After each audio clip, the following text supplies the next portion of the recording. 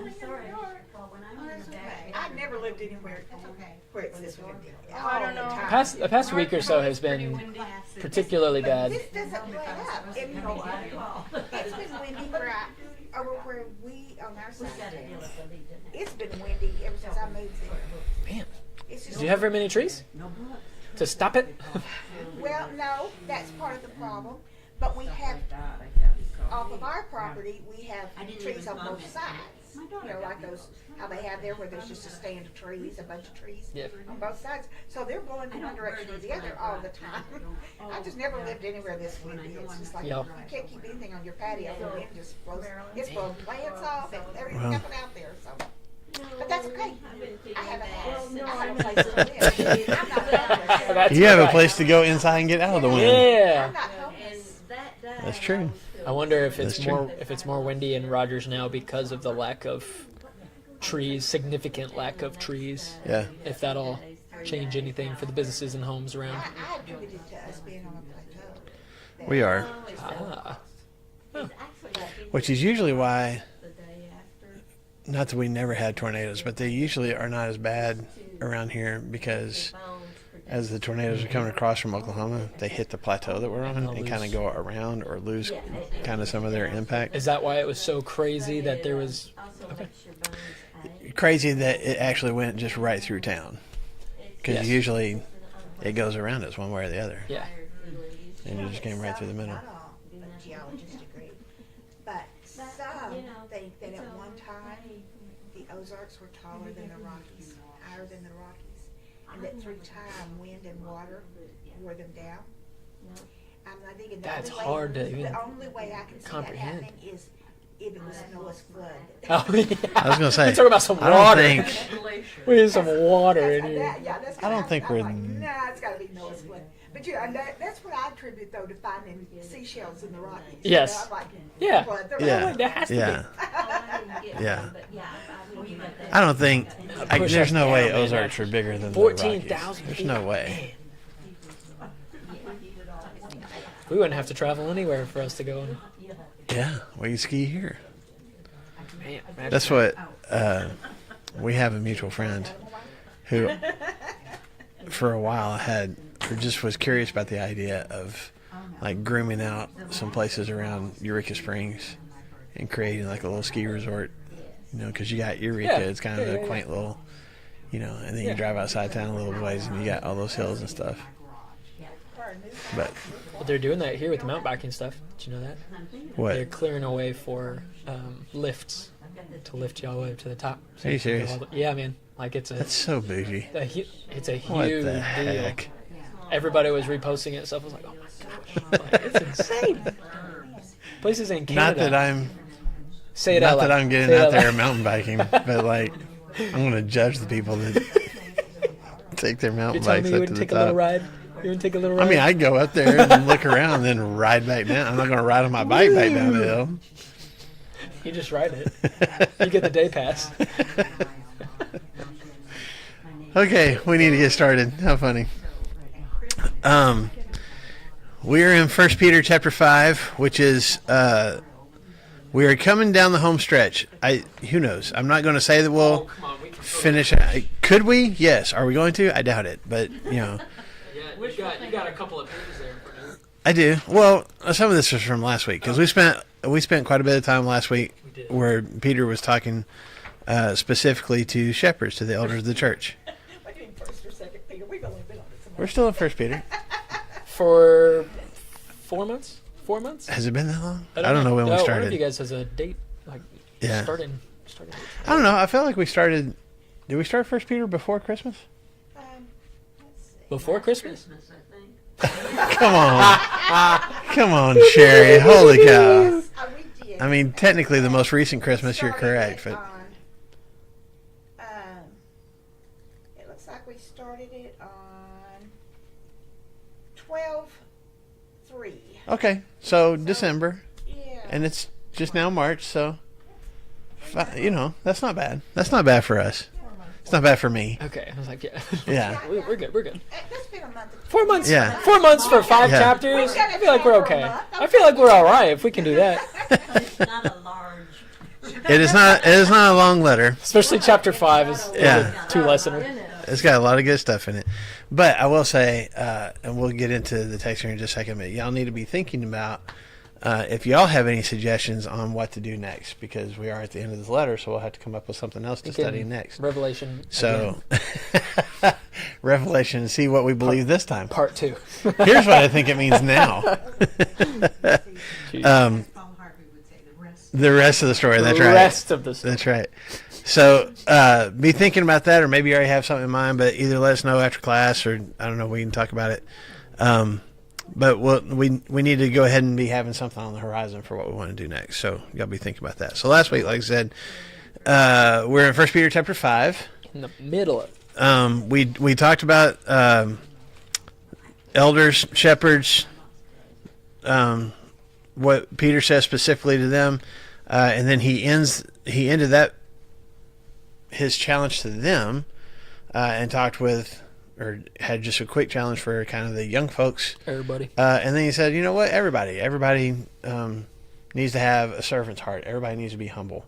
And that's where we ended class last week. So really, we didn't finish that thought because we kind of stopped with Peter quoting the Proverbs of God opposing the proud and giving grace to the humble. So we really need to start here in verse 6, and we can go to the end of the chapter. But Peter's going to talk about this humility. He's going to kind of double down on it a little bit. I mean, he makes this statement in verse 5, all of you clothe yourselves with humility. And then he kind of, keeps going on that for another verse.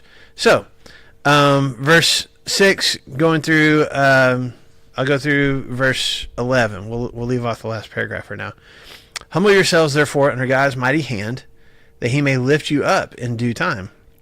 Cast all your anxiety on him, because he cares for you. Be self-controlled and alert. Your enemy, the devil, prowls around like a roaring lion, looking for someone to devour.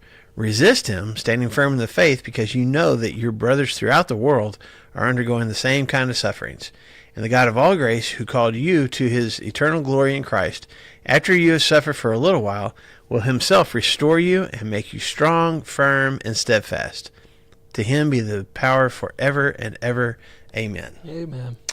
So, again, we're talking about humbling ourselves. And he just got done, quoting Proverbs chapter 3, where he says, God opposes the proud, but gives grace to the humble. And then he says, okay, so if that's the case, then humble yourselves under God's mighty hand, that he may lift you up. Which there's two different images, two different actions that Peter is demonstrating about God's hand here, right? Because he says, humble yourself under God's mighty hand. So what in your mind, what does that look like? How am I humbling myself under God's hand? Well, he's got his hand over us all the time. Hey, Lena. Anyway. Now you gotta make a spot for Linda. Nobody's using this side of These the chairs are broken. Oh, It's sinking on that. Yeah, that's right. That's right. sorry, Mary. Yeah, the whole room just we're leaning this way right now because everybody's sitting over here. Go ahead, Mariette. What were you saying? Just that, we are under God's hand all the time. Mm-hmm. And so I picture it as humble yourself under God's hand, like he's got his hand over my head, basically. Yeah. Reminding me to stay humble. Yeah. Okay. God's hand is kind of over me. I'm under him. I can't get up above it. He's keeping me kind of in place. Right. Okay. Is that like a neutral thing? I'm just asking for you. Is that like a neutral thing, or is that kind of like a fear thing? No. It's Okay. a neutral thing. Okay. That's a factual thing. Yeah. Okay. I kind of think of it like the hen and the chicks, the hand and what? the hen and Yeah. the chicks. Uh-huh. Like that kind of protection. He's kinda- yeah. With his, It's almost a wing. He's kind of with his hand. providing protection. But you have to, like, if I'm the little baby chick, You have to go under it. yeah. Yeah, If I choose to scurry out from under it, now I'm in a bad place. Yeah. Yeah. I don't know what you think. I like those. Well, I think it can go some both ways, because I'm thinking God's mighty hand, like God's mighty hand coming down. But then there's kind of like the factual that Mariette said of like, yeah, God's hand is just, that's it. We are not God, and so that's where we are. But then the loving mighty hand too, and so Yeah. Verse 7 kind of makes it Yes. kind of About the loving. anxiety, Loving right? to me. And I'm going to come to that in just a second. I just think it's interesting that there's two, like, almost like two directions, because I think there is something about, well, let me put it this way. I experienced this a few times in my life. There's one instance that is always burned in my memory. When I was a teenager, and for the most part, when I was a teenager, my family, on Sunday mornings, my dad preached at this little church that, you know, he could fit everybody in that church in this room. It was not very big at all. And then on Sunday nights and Wednesday nights, we went to this really big church, you know, in town. That was a little country church, and we went to this really big church. But on one particular Sunday, I can't remember why, but we were at the big church on a Sunday morning. And I sat with my, you know, all the teenagers, we all kind of sat together. So there's probably like, I don't know, 20 or so of us sitting in the teen section. And I don't think I was even really being all that disruptive, but it was during communion time, and this is, you know, this church, you didn't sing or anything. It was just quiet. They're passing out trays. You just be quiet, you know.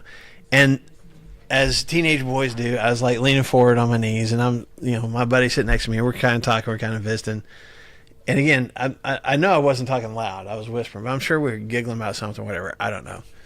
And then all of a sudden, I feel this hand, this strong hand on my shoulder, that gently but firmly pulled me back. Like I'm leaning forward, and I started feeling like, oh, I need to sit back now. And I hear this whisper in my ear, and it was my dad who just said, "That's enough." And I was like, "That is enough." and we're done. And so I think of that when I think of Firm but gentle. Yeah, but I've had that same hand on my shoulder in a reassuring way too.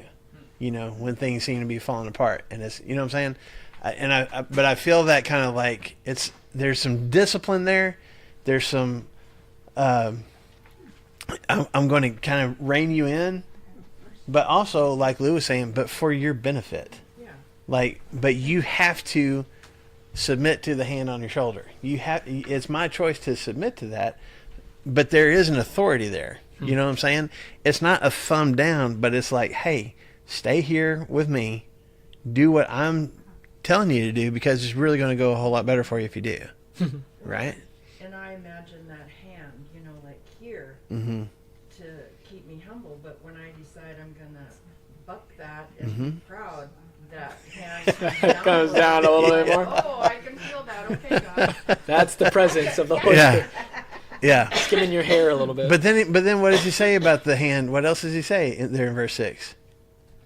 You humble yourself so that what happens? He can exalt you. So that he can lift you up with his hand. Which Peter just said all of 1 Peter in that one sentence, right? That we're humbling ourselves so that we can be lifted. That's the whole thing.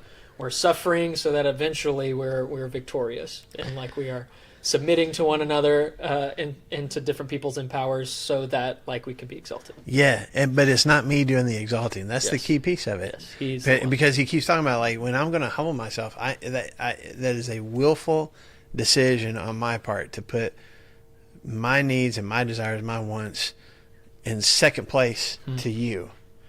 But when I do that, I don't have to worry about whether I'm going to get any praise or accolades or anything. God's going to take care of that for me. Yeah. And I don't need to worry about, tooting my own horn or patting myself on the back or trying to say, hey guys, look at what I'm doing. God's going to do that for me. Yeah. And there's also a piece of that where God may not exalt me when I want to be exalted.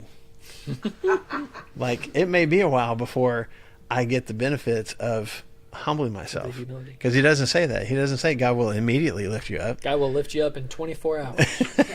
That'd be nice, but He'll lift us up on the day that Christ comes back. Yeah, that might be Literally it lift us too. up. That might be it too. But look at what he says though. He will lift you up when? in due time. And when the time is right. And who gets to decide when the time is right? Not me. I wish it was, because like, Lord, exalt me right now. Like, I need some pats on the back. I need, Yeah. and Peter's like, it may never happen, at least not the way that you want it to or when you want it to, but God is going to take care of that. So don't let your motivation, even submitting yourself and serving somebody else, don't let your motivation be recognition for yourself.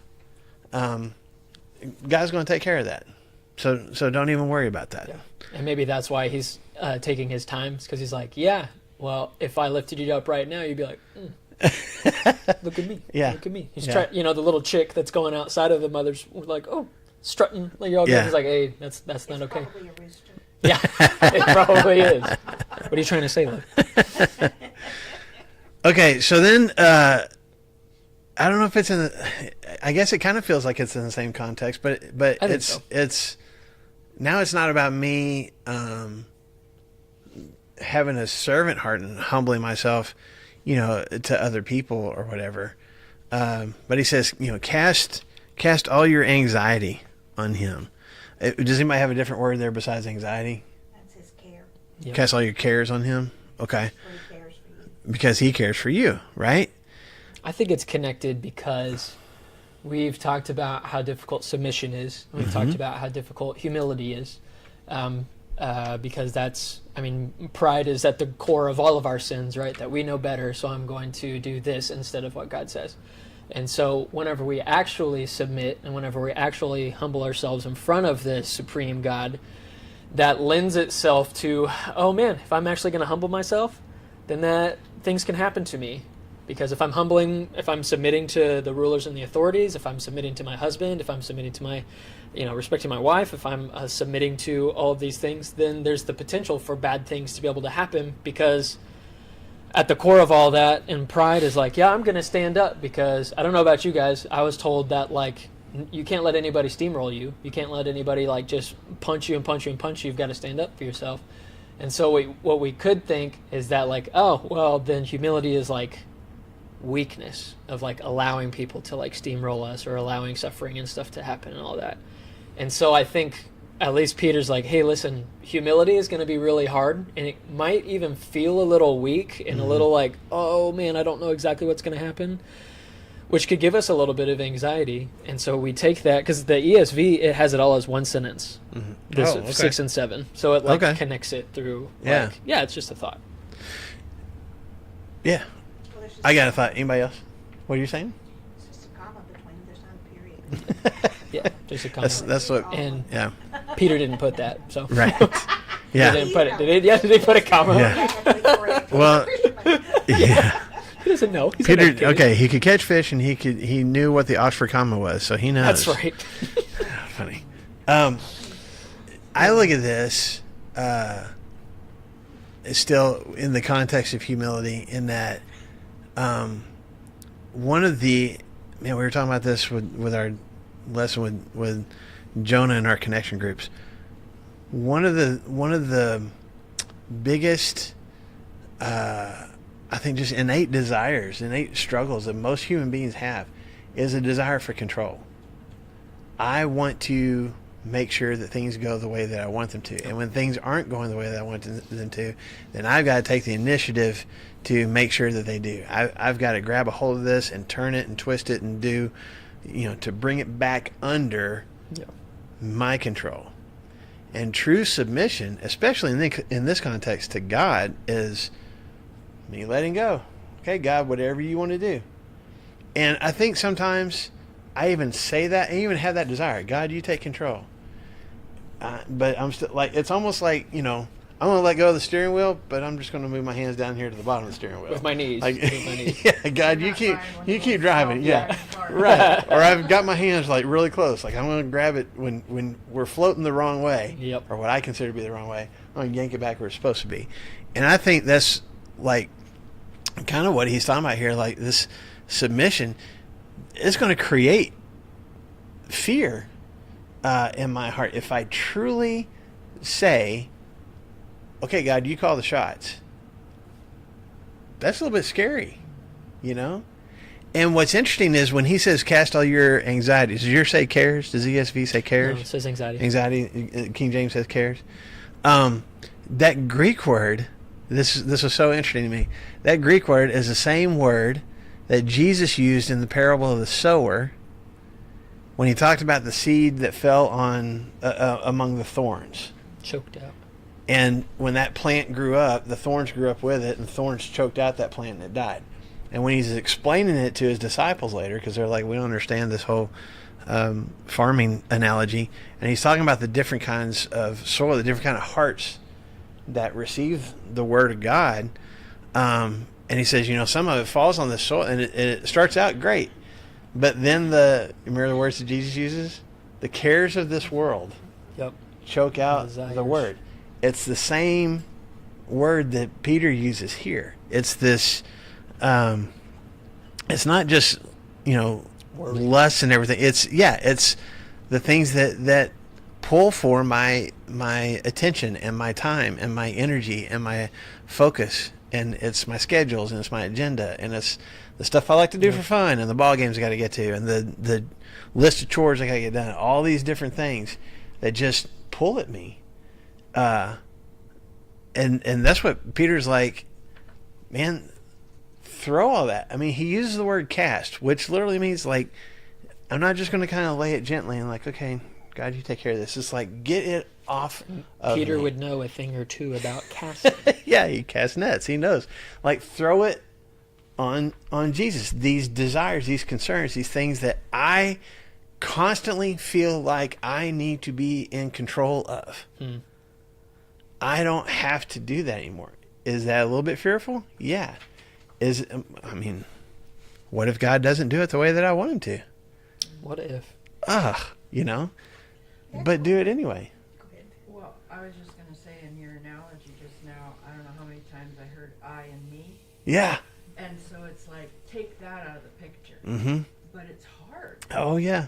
It's very hard to take me out of a lot of this Well, stuff. Yep. because if you really did that, you would look like Jesus.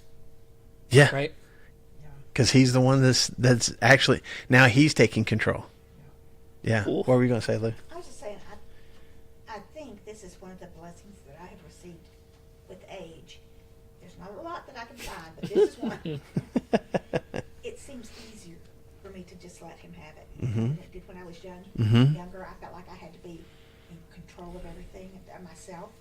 It was all on me. I had to do it. Yep. Yeah. And through life's experiences, he has taught me, hey, he's got this. I'm not going to worry about it. Mm-hmm. It's going to be okay. And now I tell my kids, like they think I've always been this way. Yeah. Nice. He's got it. Just let it go. He's got it. Yeah. Well, and what I struggle with, and I agree with you, Lou, I think you're right. I think life experience and faith experience helps you, get better at, or at least more consistent at letting go of those things. What I struggle with is speaking those things from a genuine place, but still holding on to it. You know what I'm saying? Like, I'm going to let God have this. And I'm not lying. I'm not just saying that. I really do. I really, like, I'm going to let God have this. But then I'm like, but I'm just going to take that back because that's not going the way that I want it to. It's really hard. You do. Every time. Because right now my thing is, it's so menial, but I haven't had a car payment in years. Well, I had the wreck, totaled my car. I had to get a new car. Guess what I've got now? A car payment. Nice. And I'm like, that's cutting my money so tight now. I didn't have money worries before, but now I've got this budget, and that's just taking up my play money. I can't play anymore. Yeah. And so I'm just like, but every time I get to think that way, I think, no, God's got this. He's got a purpose for it. So I do have to remind myself. It's not like I just said, hey, God, it's yours. But when it does come up to my mind, You're doing it again. I just have to say, no, you've already given it to God. Let it go. And I think that's why it's so important, just this word, cast your burdens, cast your anxieties, cast your cares on Jesus. Because I will maybe take those things off of my shoulders and lay them down, but they're really close by. Yep. We got to walk away. Yeah. We got to. And the word here, it's actually not used very often in Scripture. And one of the places that you see it is when Jesus comes riding into Jerusalem on the donkey, and people are throwing their cloaks out on the road. Like, it's not just taking something off and laying it down. It is throwing something away from me. Okay? So that's what Peter's getting at here, is these things that are choking out your energy and your joy and your peace and your comfort. Man, throw those things, and don't just kind of lay them down, or don't just say, I'm not going to think about those things right now. Throw it in the opposite direction from you. Mm-hmm. But he says to cast it, not just cast it down, but cast it where? On him. Throw those things onto Jesus. Throw those things onto God. Give those things to him. And don't just pray about it, but actually do that. Like, actually give those things to him. And the motivation behind that is because he cares for us. Yeah. And he doesn't want us to go back to the sower. He doesn't want us to be poked and prodded by all of these thorns that are like slowly getting tighter around us. Yeah. He's like, nah, man, take that off. Yeah. And give it to me because I can take it. Yeah. Because I love you. And I can get rid of it. Yeah.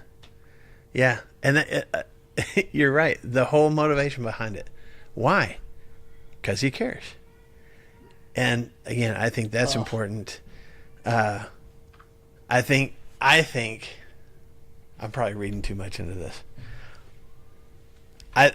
Some of the words that Peter chooses, I think, are on purpose, and I think are based on past experience. I think that sounds about right. So there's different versions of the story in Matthew, Mark, and Luke, but I think in John too. I think John talked about the story too. Anyway, when the disciples are in the boat and the storm comes, let's take Mark's version in Mark chapter 4. The storm comes.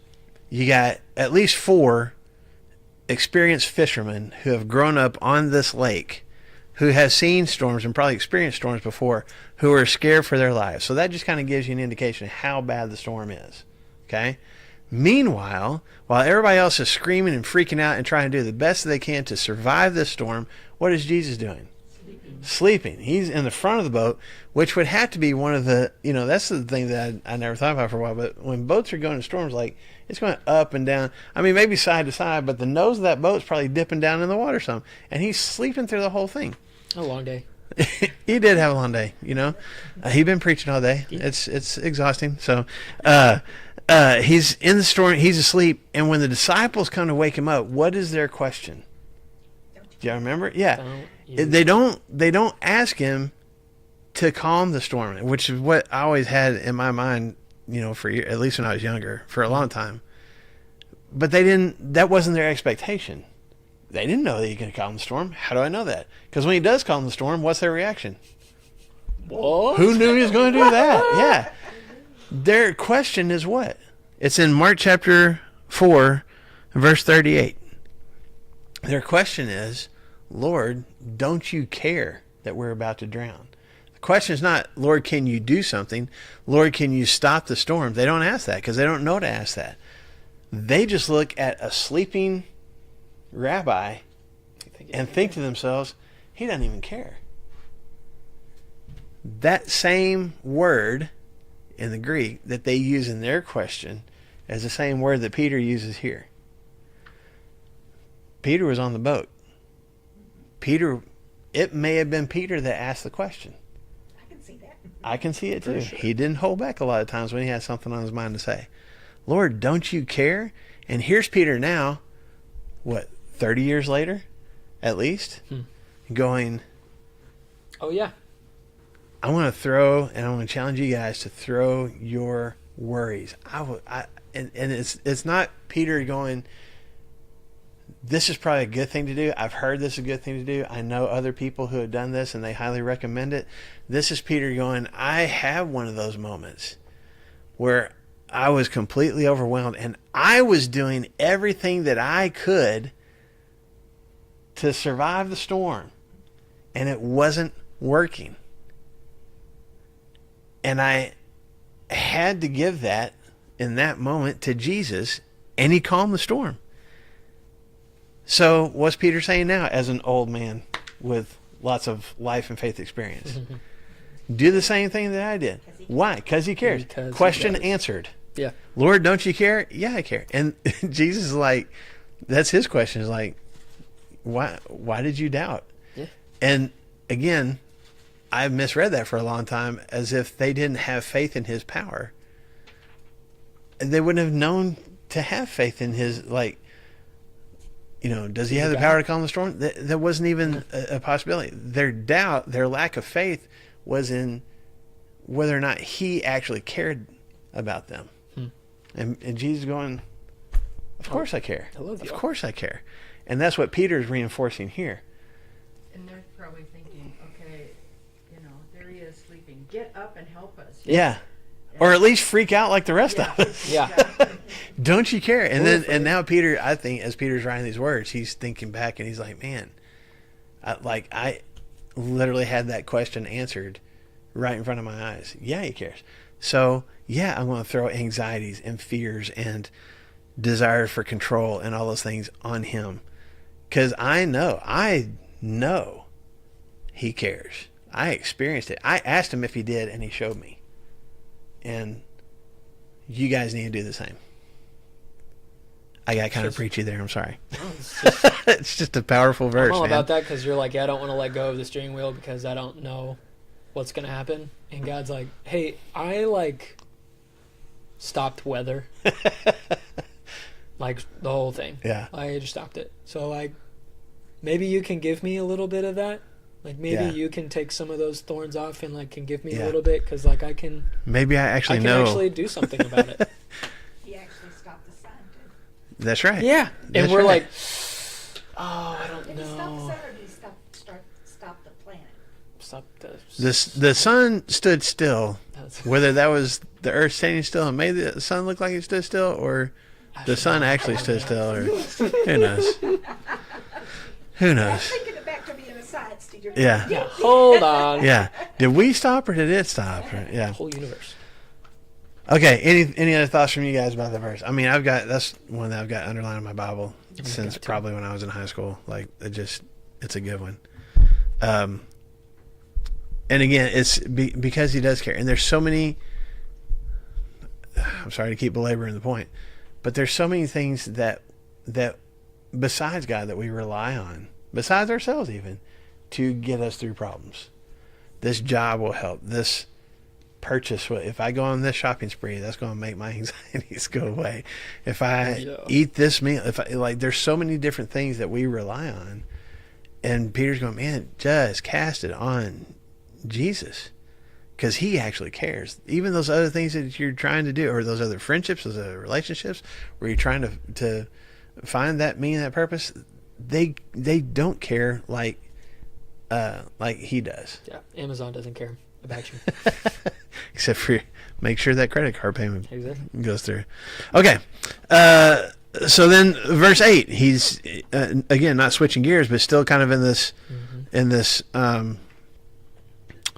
stay under God's control mindset. And he says, be self-controlled and alert. What does the ESV say there? I'm sure it uses the word sober. Yep. Yeah? Be sober-minded Sober-minded and watchful. and watchful. Okay? Vigilant. Be what? Vigilant. Vigilant. Okay. So self-controlled or sober-minded. I mean, it's basically, what it says. It's Super clear-headed because you're not inebriated by anything else. yeah, including wine or whatever else. And we've gone through this before. This isn't the first time that Peter's used this word to have a clear mind. But then I've got alert. Yours is watchful. Yours said vigilant, and it's keeping watch. It would be like a watchman in the guard tower, like head on a swivel. I'm watching. Yep. Matter of fact, again, this is another word that Jesus used with Peter when the night before Jesus, or really literally a few minutes before Jesus was arrested, before his crucifixion, he goes to the Garden of Gethsemane with his disciples, And then he walks a little bit. He takes Peter and James and John with him and walks a little further than the other. I got to do math. 8 at that time. Yeah, the other 8. Because Judas wasn't there anymore, so it was 8. Yeah, it was 8. It was 8. Oh, because he's not dead yet. Yes. Yeah. No, we're good. No, there's 12 apostles. Yeah. Minus 1 is 11. Minus 3 is 8. So I'm the other you, 8. Man. That was more difficult than it needed to be. Anyway. Huh?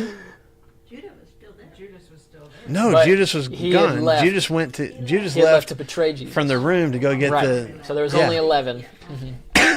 We got there. That was not the path that I meant to go down. Anyway, Jesus goes a little further with those 3 guys. Make a good word. One How disciple many? of 12, please. But Jesus is in the upper room with his 12 apostles.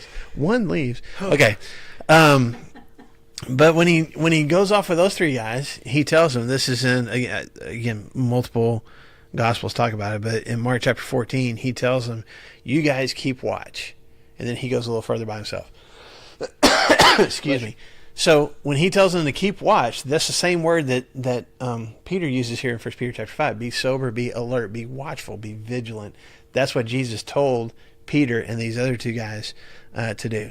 Jesus goes off and prays. He comes back. What does he find? They're asleep. not watchful or sober-minded. In Mark's version, he specifically calls out Peter and says, Peter, you couldn't even stay awake, for a few minutes. You couldn't keep watch. And then he says it again. Watch this time so that you don't fall into temptation. Spirit is willing, flesh is weak, right? So again, if Jesus looked directly at you, Brandon, you couldn't even you couldn't keep watch. The first You thing couldn't that keep he your head on a says- swivel for a few minutes. And then here's Peter again, years later, going, I didn't do that. you know what we need to do? We need to keep watch. And I know what it's like to not keep watch, and bad things happen, Especially since that's what, if we assume that it was Peter that called Christ out for sleeping.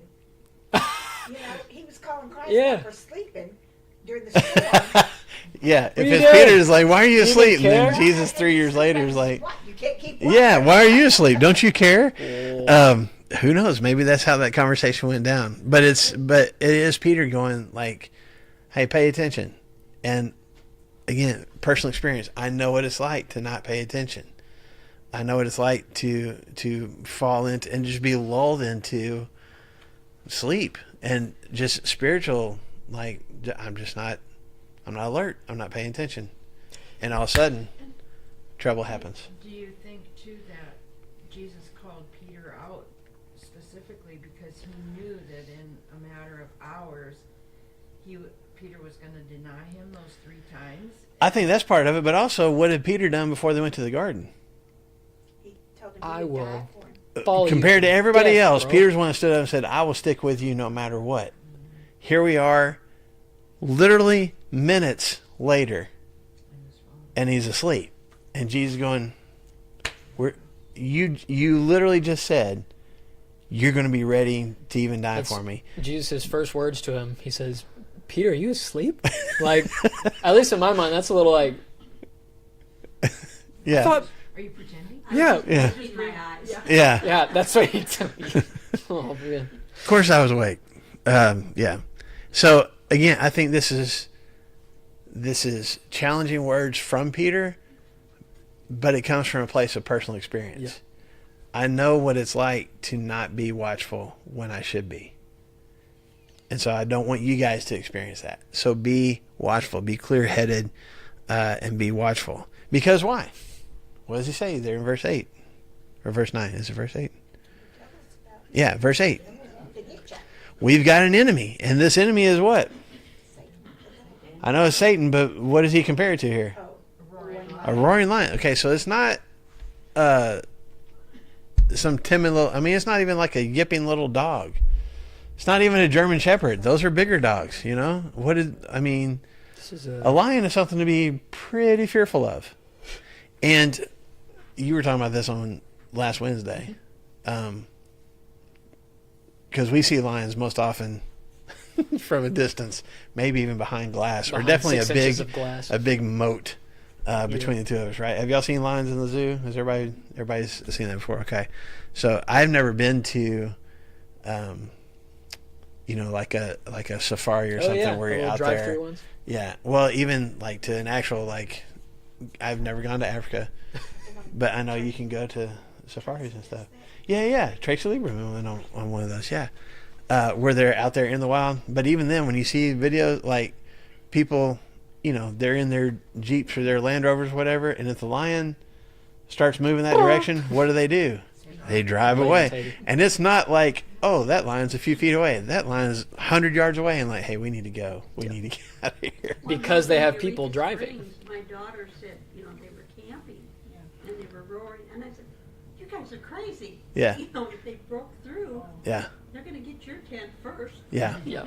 And what snacks? Yeah. And they said, oh, they're so beautiful. I know they're beautiful. Get out of there, man. Yeah. They're taking me camping there. Yeah, but here's what's interesting, because he says it describes Satan as a roaring lion. It's fear-inducing, fearful, man killer. But what does he say that this roaring, gruesome, fearsome lion is doing? Wants to devour you, but what is it doing? Circling around. It's prowling. It's in the tall grass. That's not.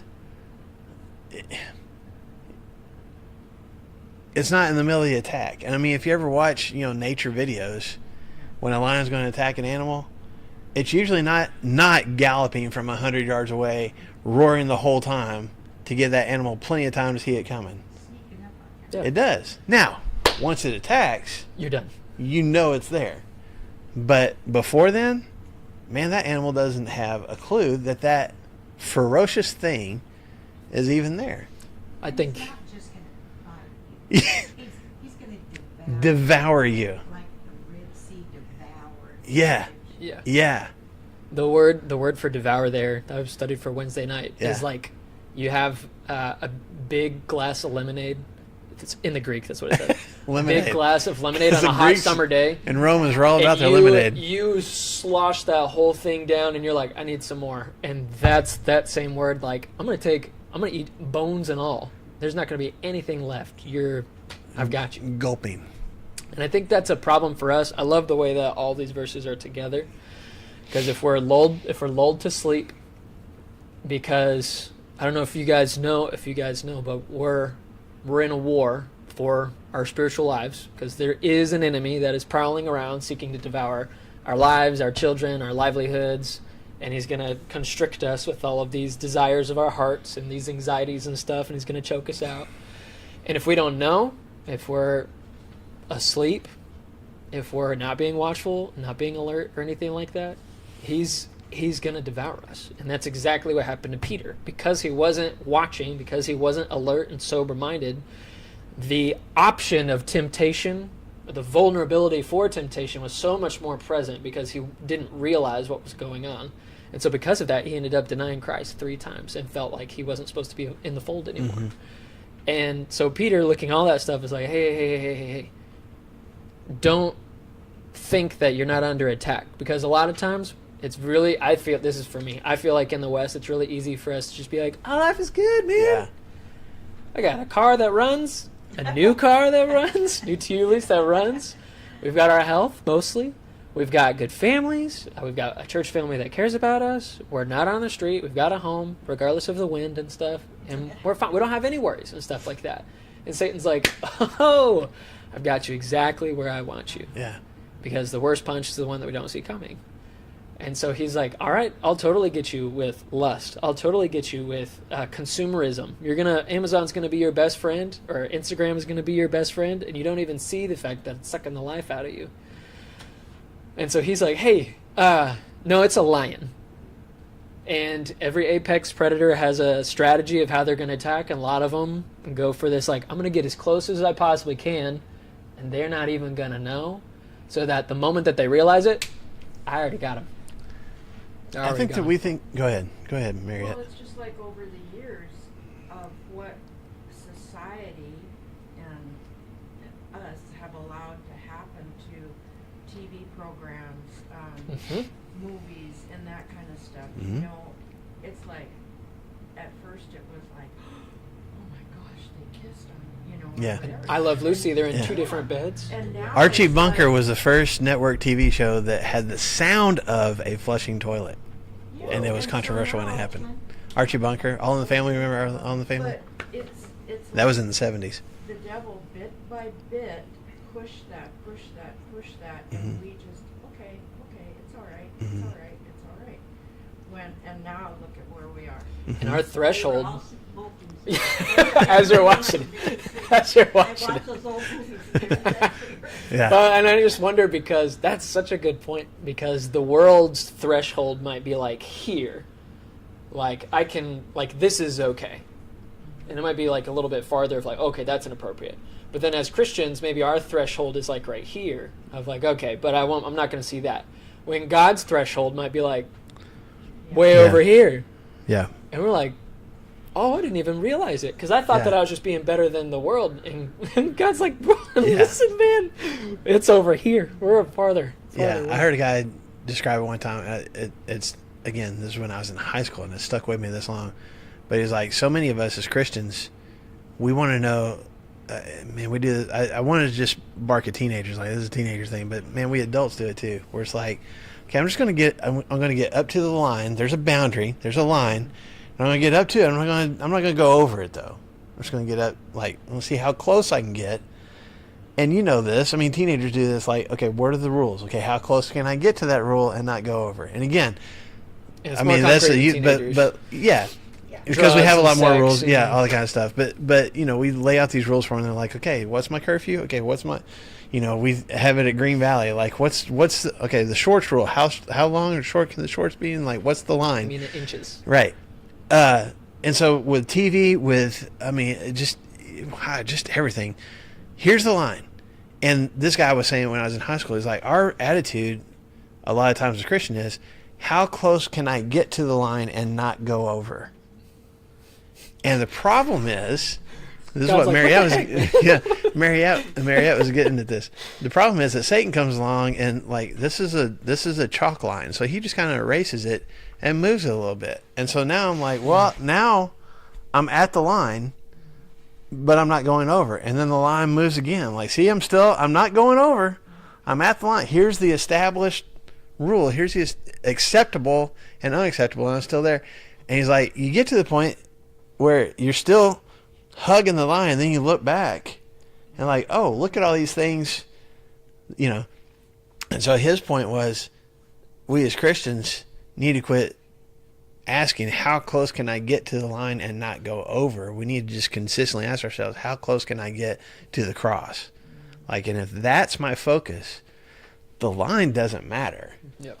Like, it can be wherever Satan chooses to put it. I'm not worried about that because I'm clinging and getting as close as I can to the cross, which, again, is what Peter's getting at here.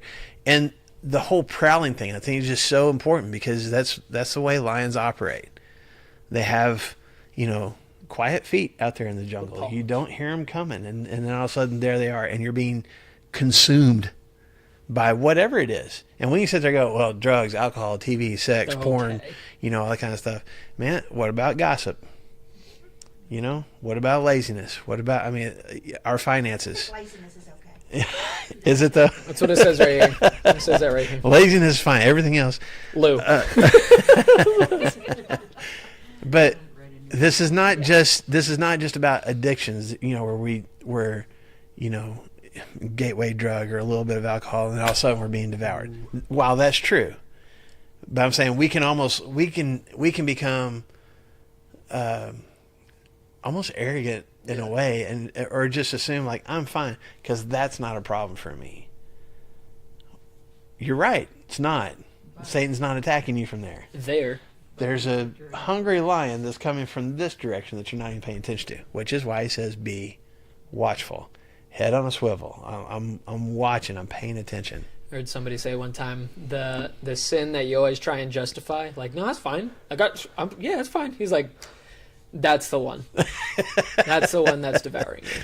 Yeah. But you're like, no, I mean, like, I'm not actually gossiping. I'm not actually like, I mean, not really. I'm not gasping much. Yeah. And Peter's like, that's it. It's It's a prayer request. That's what it is.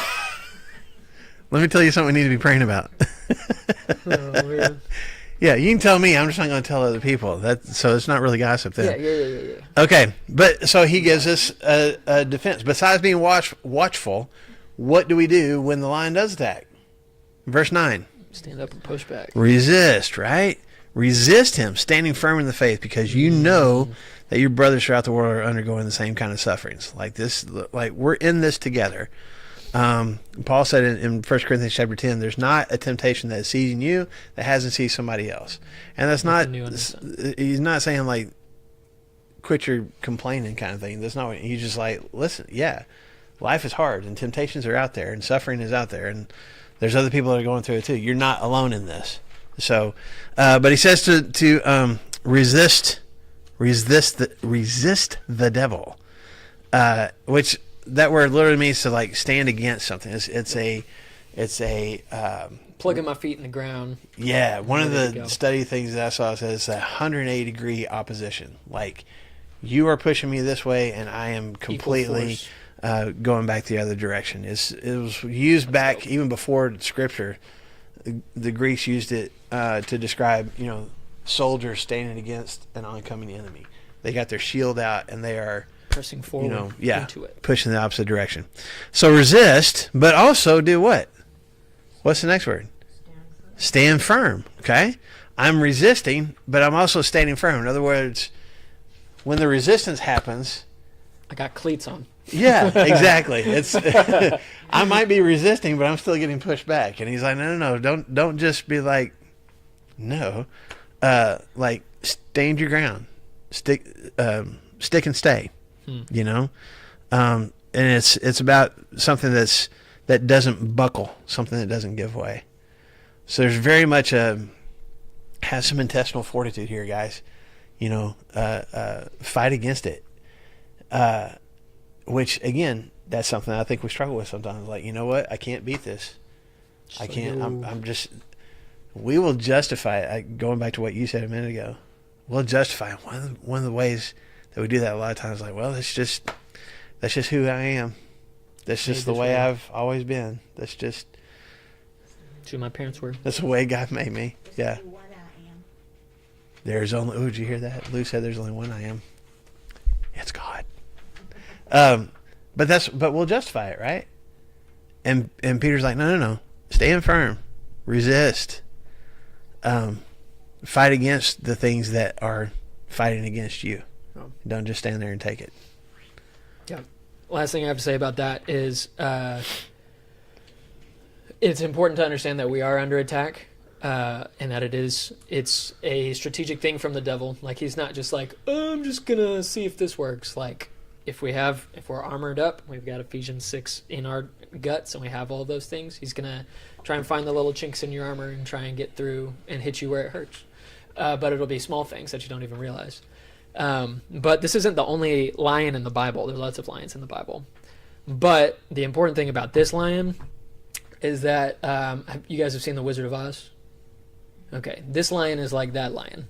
Okay, a human that's masquerading to be a lion and is lacking his courage and all of that stuff. The Lion of Judah that we read about in all the rest of Scripture, that's like Chronicles of Narnia, Aslan. The lion is this tall, wide, like, I don't know if you guys have seen that movie at the very end. I read the book.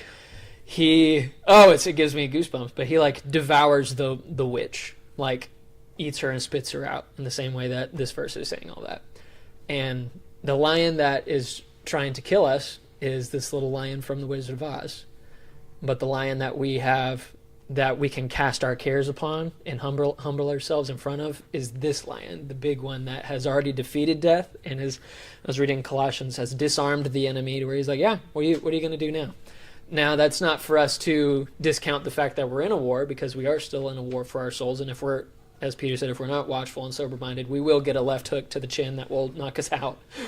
But this lion is a hopeless imitator of the real Lion of Judah that is behind us. And so whenever we're standing firm, that's because we got shoes of peace that Christ himself has given us. And whenever we're standing firm, it's because we have the shield of faith that God himself, Christ himself, has given us. And because we have the helmet of salvation that Christ himself has given us, the breastplate of righteousness that Christ has given us. And so we're standing firm with these cleats on, not because of our power, because we're in humility, lowering ourselves so that he can lift us up, but it's Christ, the real lion, that is helping us in the middle of all that fight. And I'm here for that. Yeah. I'm here for that. It's a different, he also, give him the why again. Why do we resist, according to Peter here in verse 9? Resist the devil, stand firm, because why? Know that the family of believers throughout the world. There's other people suffering too. It's a different why than what James says in James chapter 4. So if you go to James chapter 4 and verse 7, which James is the book right before 1 Peter, he also says resist the devil, but he gives a different why. He says resist the devil because what's the devil going to do? Run away. He will flee from you. Woo-hoo. Okay. Now, are they contradicting each other? No. Just different whys. Resist the devil because he will actually run away from you if you stand up against him. He's going to run away from you. That's some power. And Peter's like, yeah, and you also resist because you're not in this fight alone. There's other people who are also fighting. And in this moment, I might even need some of their help to help me stand firm and to stand strong so that when they're going through it, I'm ready to help them stand firm and not lose ground. Mm-hmm. We're in this together to make the devil run. Okay? Yeah. And then in verse 10, we'll do this and we'll be done. When you do these things, the God of all grace, who called you to his eternal glory in Christ, after you suffer for a little while. So again, here's that suffering. I mean, this is what Peter talks about more than anything else in this book. He's not sugarcoating it. Like, you're not going to necessarily have an easy life. But after you suffer for a little while, will himself, there's 4 things that he says here. Restore you, make you strong, firm, steadfast. Now, I know different translations have a couple of different words there. Okay? I have restore, confirm, strengthen, and establish. Okay. So yeah. So restore, same word as mending together fishing nets when Peter and his brother were mending nets when Jesus came and called them. Same kind of thing when Paul in Galatians 6 says, when you see somebody who's caught in sin, you who are spiritual should restore him gently. Put them back together. There's broken pieces. Mend them back together. Peter says that's what God's going to do for you. So even when I resist, what might happen? I might get broken a little bit. Like, it might be painful. It might be hurtful. But God is going to piece that back together. God is going to restore. God is going to make things right. Be firm, to be stable, be solid. The word strong, or to be strengthened, there's a couple different words for strength in Scripture, but this one is not just about like physical power. I thought this was interesting. One of the studies I came across said this is strength to strengthen with the idea of becoming mobile. So I am strengthening this so that it can move. You know what I'm saying? Like it's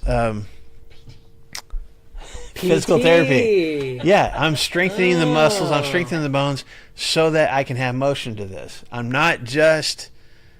And I think about it this way. I've got a book about a guy talking about watching on TV one time this talk show, and there were all these bodybuilders, and they were all oiled up and everything, and they were showing all the muscles and flexing and stuff. And the host was like, "Man, it's awesome.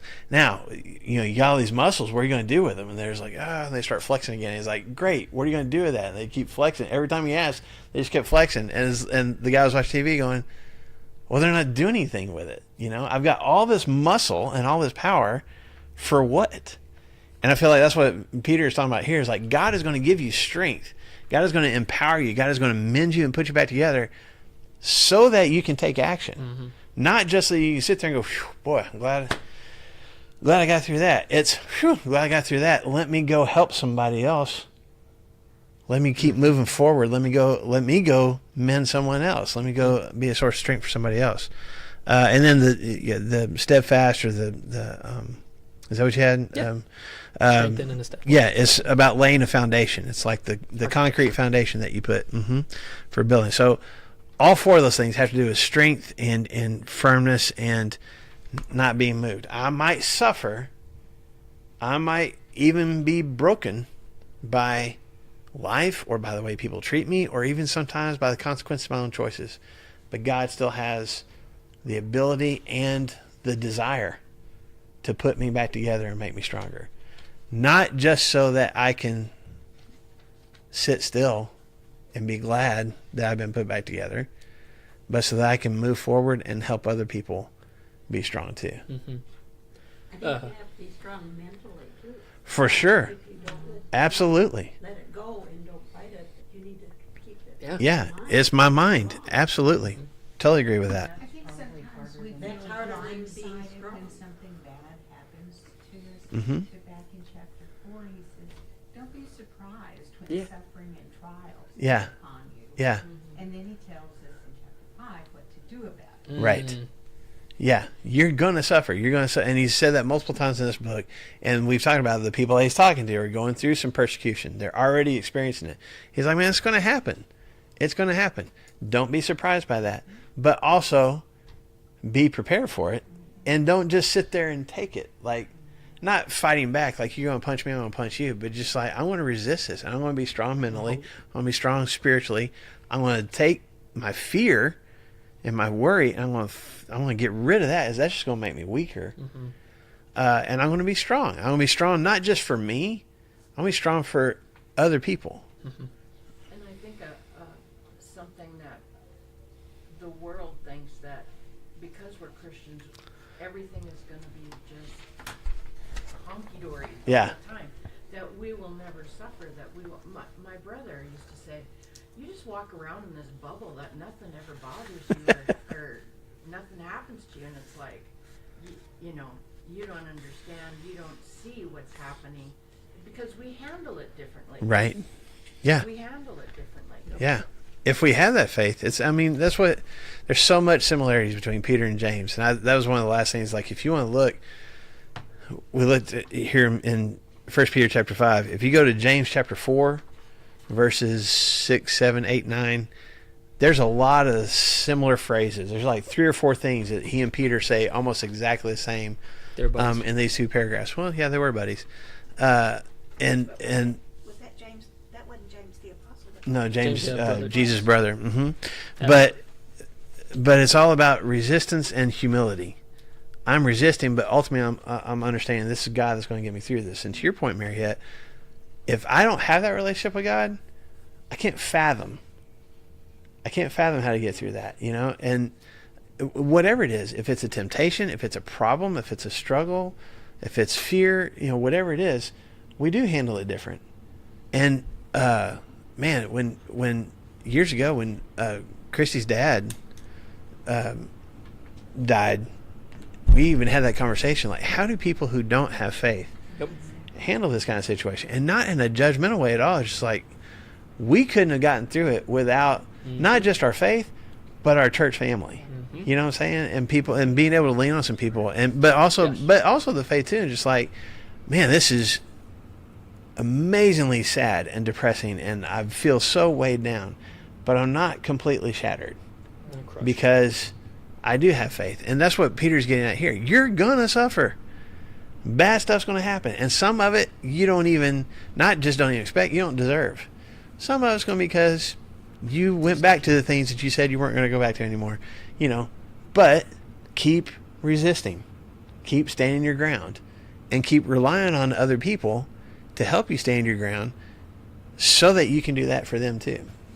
I'm thinking too. I know you. I gotta go. You keep going. No, because we're pretty much done. But I'm assuming we'll not get those last 2. We could touch on those last 2 verses. Yeah, I thought we'd do that next week, but also just kind of put a bow. Okay.